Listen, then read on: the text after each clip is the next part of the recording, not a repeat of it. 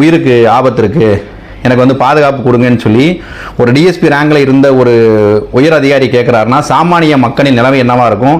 அதே காவல்துறையில் பணிபுரியக்கூடிய ஒரு காவலர், கிரேட் 1 போலீஸு, ஏடி இவங்க நிலைமையெல்லாம் என்னவா இருக்குன்னு சொல்லி பாருங்கள்.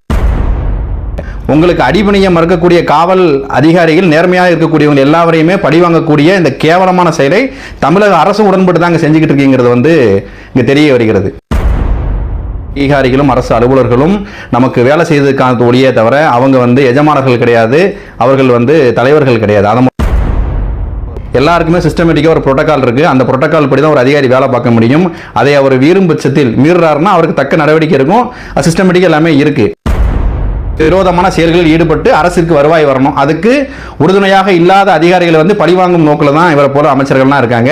இதை தமிழக முதல்வர் உடனடியாக அதை தலையிட்டு அந்த மெய்யநாதன் அவர்களை வந்து அமைச்சர் பதவியில் வந்து நீக்கணுங்கிறத